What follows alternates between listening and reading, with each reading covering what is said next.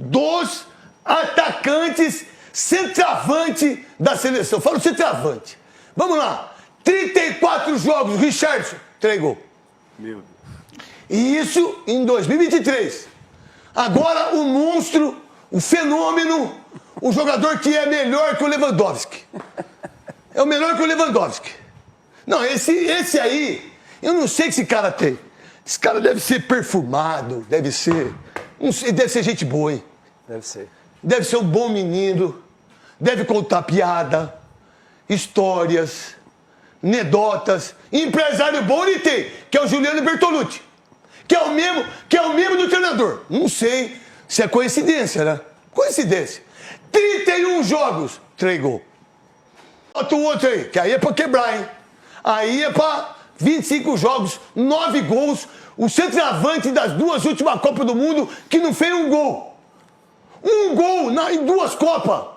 Ele vai pra 3ª. Qual é a visão de vocês 3 sobre Deus. Isso? O total é maravilhoso. 90 jogos. 15 gols. Média 0,16 por partida. Isso é uma vergonha pro analista da seleção e para quem convoca. Isso é uma vergonha. Agora vamos lá para a seleção brasileira. Tem 2 frases que eu quero usar logo de cara, no início aqui. Não temos time hoje na seleção brasileira. Não temos um time de futebol. Temos um amontoado de jogadores perdidos dentro de um esquema tático que eles ainda não sabem o que fazer dentro de campo. Vou mais longe. Olha, eu faço seleção brasileira e Copa do Mundo desde 1974. É muito tempo. 84, 94, 2004, 2014. Vamos completar 50 anos no ano que vem. Eu nunca vi uma seleção brasileira tão ruim como essa que jogou contra a Venezuela, no empate de 1-1 em casa e na derrota para o Uruguai por 2-0. Vou repetir. Nunca vi uma seleção brasileira tão ruim e incompetente como essa que está em campo jogando essas eliminatórias. É claro que é preciso tempo para que possam se encaixar no esquema de futebol autoral do Diniz, mas não dá para jogar todo mundo embolado pela esquerda, jogar por lá o Vini Júnior, jogar por lá o Neymar. Tomara que volte logo, ou quem entrar no lugar dele. Mas não entrou ninguém no lugar dele, hein? O Rodrigo e todo mundo ali. Não tem inversão, a inversão não funciona. Os jogadores ficam tocando atrás, recebem do goleiro, ela não passa pelo meio campo, porque não tem meio campo. Não funciona o meio campo. Bom, e aí vem a contusão do Neymar, e aí o Diniz entra no jogo mais ainda. Porque ele coloca um centroavante. Ele botou o Pombo no lugar do Neymar. Então, o meio-campo dele passou a ter Casemiro, Bruno, e é o Rodrigo que volta, ou é o Gabriel Jesus que volta. Gente, tinha o Veiga no banco para jogar, tinha o André no banco para entrar, tinha o Gerson para entrar.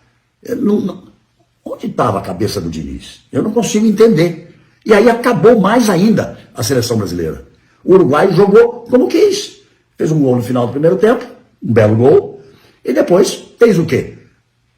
Time do louco Bielsa. Marca a saída de bola, se fecha. Quando pega a bola, bate com velocidade, porque tem passagem, porque tem meio campo, porque tem Valverde, porque tem De La Cruz, tem jogadores competentes no meio campo para fazer essa passagem de bola, tem laterais que apoiam na hora certa. O Brasil não tem nada disso.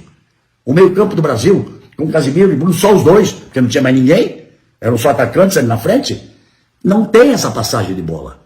Então o Uruguai jogou como quis. Aguardou, marcou duro, como sempre marca, tomava a bola, partia rápido. Tomava a bola, partia rápido. Teve chance de gol, fez o segundo gol. E aí? Agora eu quero ir para os números. Aqueles números que eu vinha falando. Olha a grandeza dessa derrota. Há 8 anos, o futebol brasileiro não sofreu uma derrota em eliminatórias, desde um 2-0 do Chile em 2015, com o Dunga ainda de técnico. 37 jogos sem perder em eliminatória de Copa do Mundo.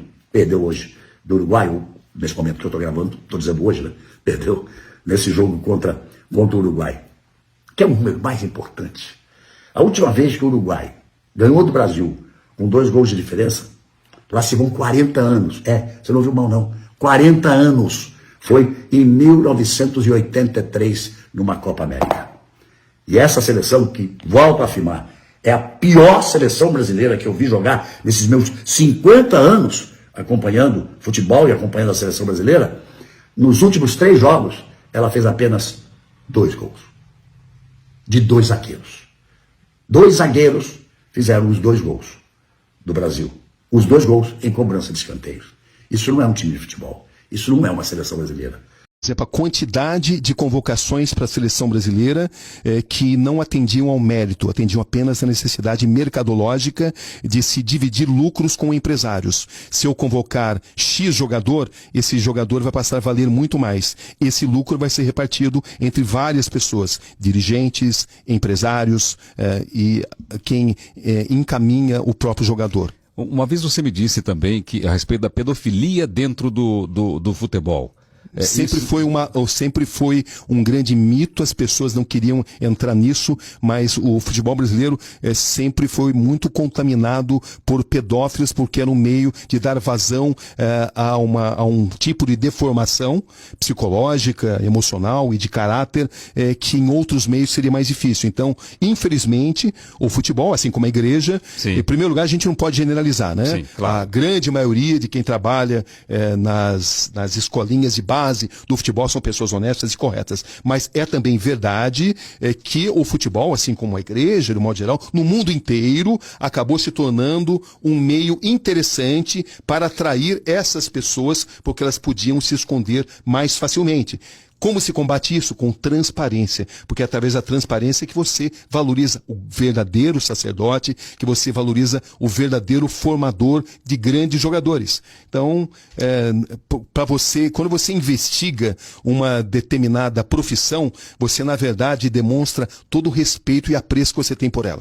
Eu não sou mais treinador de futebol, eu continuo gostando do futebol, estou ausente do futebol, assisto na minha casa alguma coisa, mas estou assustado do que eu estou vendo. Acho que... Muito ruim, Léo. Se o futebol brasileiro for isso que nós estamos assistindo, vai ser difícil nós ganharmos qualquer outra Copa.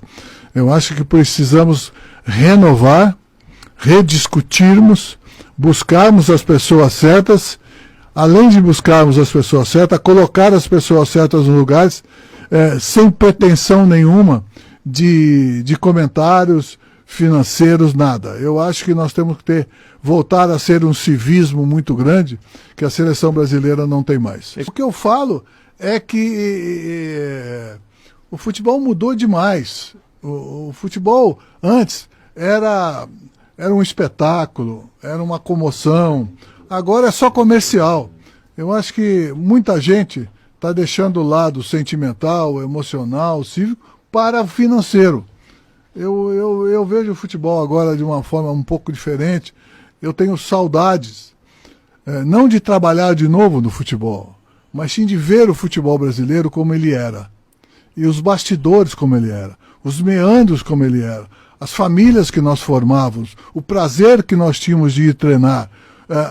Eu diria assim, as raízes que nós tínhamos e deixamos nos clubes quando nós saímos. Um atleta ficava 10 anos no clube e se sentia apaixonado por ele. Agora, o futebol, eu vejo que o comércio, o interesse pessoal está maior do que qualquer coisa. Se eu sou o presidente, o Neymar já estava fora desse jogo contra o Uruguai. Presidente da CBF? Claro, evidente que sim. Tamanho, né? Mas, opa, a seleção, a seleção, a gente está falando de seleção, a CBF ela se apropriou da seleção brasileira. Eu não sou saudosista, mas eu sou de uma época que jogo da seleção parava o Brasil. Parava o Brasil. Rede nacional e tal, a gente esperava a convocação e era um prazer vestir a camisa da seleção e assistir um jogo da seleção. Hoje a seleção ela tem um enorme desinteresse por parte da opinião pública. Por quê? Porque ela simplesmente se afastou do seu público principal, que é o povo brasileiro. Certo? Então a CBF transformou a seleção num produto comercial, uma renda de 12 milhões de reais em Cuiabá, onde parecia um teatro, o povo totalmente afastado. O jogador não para tirar uma foto com uma torcida que fica 20 anos sem assistir a seleção brasileira. Isso quem deveria determinar seria a CBF. Mas eu não posso brigar com os jogadores. O Maurício Sarri uma vez falou lá na Juventus, né? O Cristiano Ronaldo estava treinando em horários diferentes, porque tinha que gravar comerciais de acordo com seus contratos, né? E aí perguntaram para o e aí, o Cristiano não está treinando com o time, você quer que eu faça o quê? Os jogadores são multinacionais hoje. Ok, nos clubes é uma coisa, até porque eles são parceiros do clube. Na seleção, meu garoto, você não quer jogar na seleção, não vai ser convocado. Chega pro Diniz, o Neymar está fora do jogo do Uruguai. Não, mas o professor, presidente o quê? Está fora. Aqui existe uma hierarquia, certo? Nós vamos avaliar isso. Nesse momento ele está fora da seleção. Ou quem veste a camisa da seleção joga pela seleção e você só vai convocar quem quer comer a grama, na minha opinião isso, ou está fora da seleção independentemente do nome. Só para lembrar que o Fernando Santos, que caiu em Portugal, barrou o Cristiano Ronaldo em 2 jogos de Copa. Isso. Em 2 jogos de Copa. Apenas isso. Ninguém é maior que a seleção, Tironi. Agora, se o presidente é fraco, né, e permitir esse tipo de coisa, não fazer nada, ele já perdeu a moral com todo mundo. E muita gente começou a falar, por que o jogo foi em Cuiabá? E eu vou explicar para você. A CBF, que se chama Confederação Brasileira de Futebol, ela deveria se chamar CBP, Confederação Brasileira de Politicagem. Porque a CBF, eu já falei sobre isso até aqui no canal, mas eu vou falar de novo. A CBF, ela é uma instituição que ela não faz futebol. A finalidade, o objetivo final da CBF não é fazer futebol. O objetivo final, a coisa que move a CBF, a coisa que mais importa para a CBF, não é fazer um futebol bom ou ruim, é fazer política, é fazer politicagem.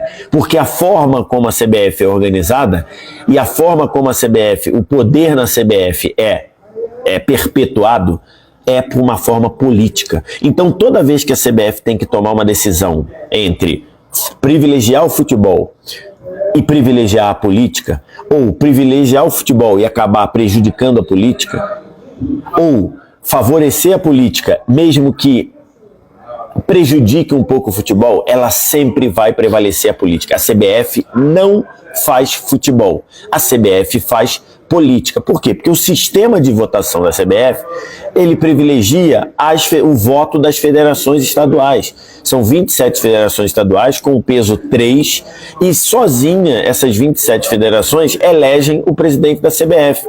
A revelia do voto dos clubes de Série A, a revelia do voto dos clubes de Série B. Então, assim, a CBF, toda vez que precisa, ela toma decisões em prol da política, em prol dela se garantir na próxima eleição.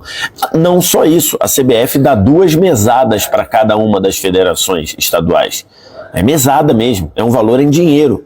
E isso não é nada secreto, eu não estou aqui contando o maior furo de reportagem, não. Isso está no balanço da CBF. Então a CBF, ela dá 2 mesadas por mês para os presidentes de federações. Uma é para uso da federação e a outra é para uso do presidente da federação. Como ele pode usar, como ele vai usar, como ele tem que usar, ele decide.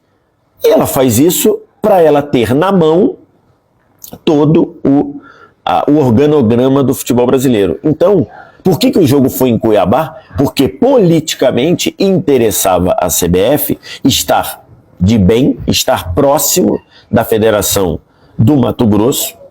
Isso interessava ou, pode ser as duas, ficar próximos de políticos do Mato Grosso. Deputados, senadores, porque ainda tem essa questão. Lá no Congresso Nacional tem a bancada da bola, que é uma bizarrice. É uma bancada que está ali para defender os interesses, quase sempre, da CBF, do que interessa a CBF. Então, a decisão de jogar no Mato Grosso, com um calor absurdo, que muitos jogadores, que a maioria deles vindo da Europa, reclamaram, e principalmente com um gramado ruim, um gramado péssimo, que não justifica o empate com a Venezuela, isso é importante ser dito, os próprios jogadores falaram sobre isso. O Brasil não empatou com a Venezuela porque o gramado estava ruim, mas isso é importante ser dito, já que é uma eliminatória que o Brasil define o mando de campo. Por que não há preocupação com a qualidade do gramado?